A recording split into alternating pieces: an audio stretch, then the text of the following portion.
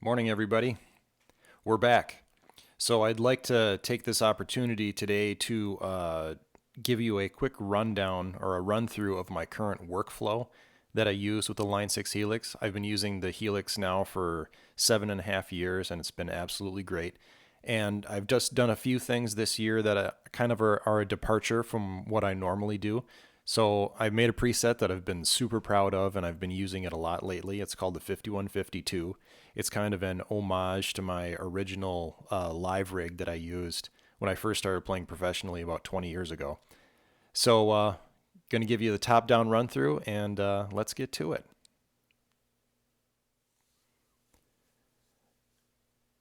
So here we are, guys, kind of the top-down view of my Line 6 Helix. I'm going to be controlling things from my computer up here just so my big feet don't get in the way of my camera stand down here.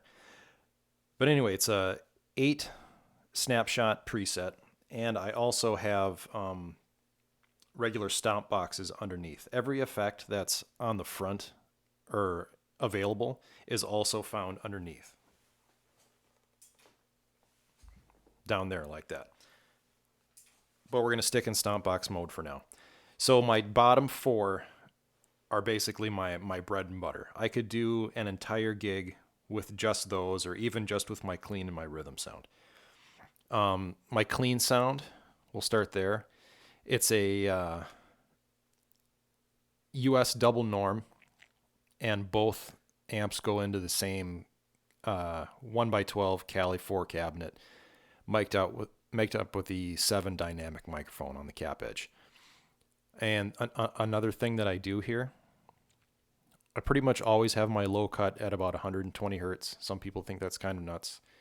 And when I'm at home, I keep my high cut around 10 kilohertz. But when I'm live doing sound check, and I would recommend you do the same thing, if it gets a little bit harsh, especially if you're playing through like a wedge, you have a wedge pointed at your face, I would start turning that down to around 5 or 6, right to that point when those kind of ice picky highs kind of go away.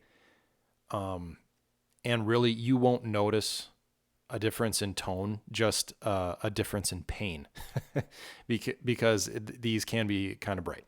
So my clean sound is just the regular...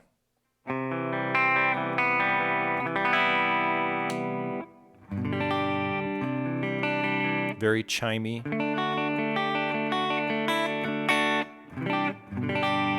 Fender clean with a compressor. It sounds great for the country stuff.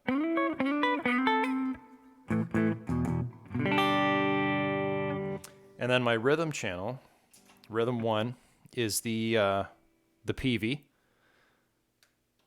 6505, or the PV Panama as they call it.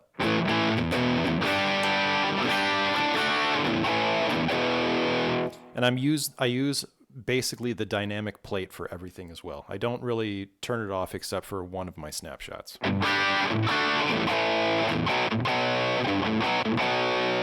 Rhythm 2 is the same thing, except for it just has a tube screamer in front of it. And if you want to get into the deep dive of the exact settings, you can download this this preset for free.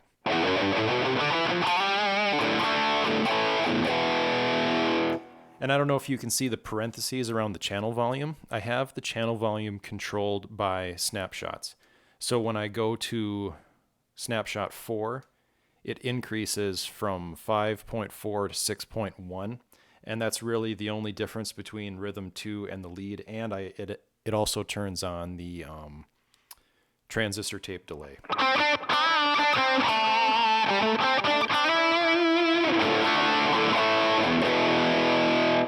Because I really like having a delay on with my solos almost all the time.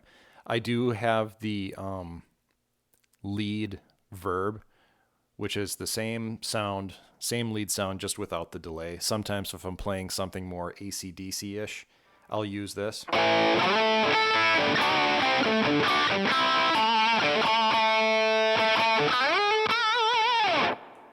But most of the time I have the delay on. So those are kind of my main 4 sounds down at the bottom there. You could use that for everything.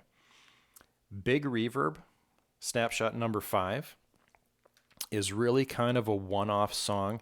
We play the song Girl Crush by Little Big Town. And it's kind of, it's half the song is kind of an a cappella vocal song with just a guitar, this kind of plucky, really ambient guitar. So this has the Ganymede reverb on it, which sounds just huge.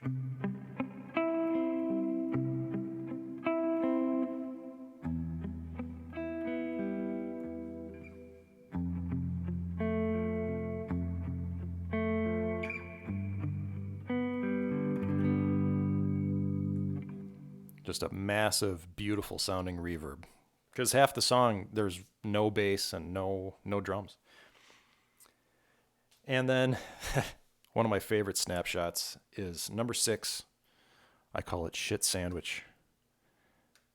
I use it for the anthem, beginning of the anthem by Good Charlotte.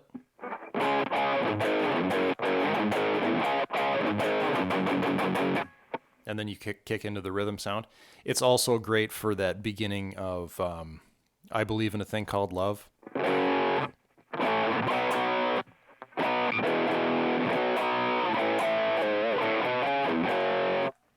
And that's basically just a high and a low cut on the very, very tail end. See this yellow block down here, this last EQ block? So the low cut is, pretty high, 156 hertz, and then the high cut is down to 3.5, and that really clamps down on your sound and kind of gives you that transistory radio kind of sound. So it's really kind of a cool effect and something that I think everybody should kind of explore, and it's just fun to have.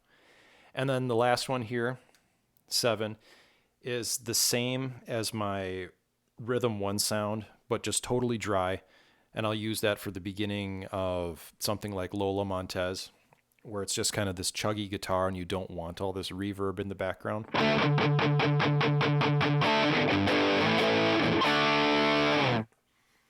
So that's that. So yeah, really the top ones are just kind of limited use, and most of my stuff, logically, is down on the first 4 snapshots. So underneath that, I do have stomps, so I'm going to get my foot in the way. And I usually use it, there we go, with my clean sound kind of as a base.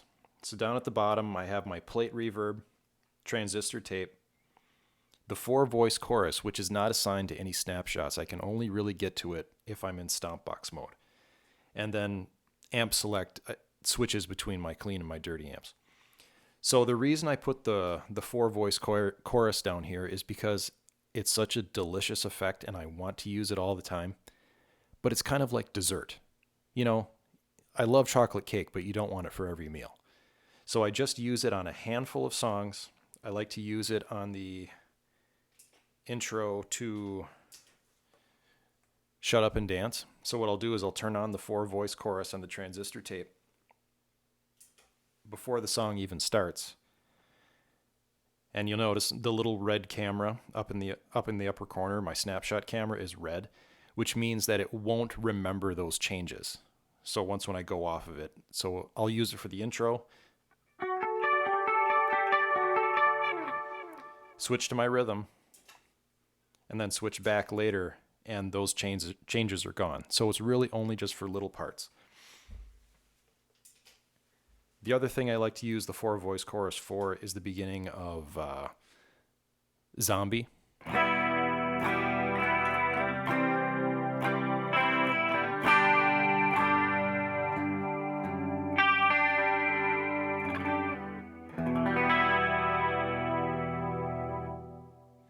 It's just a super effect.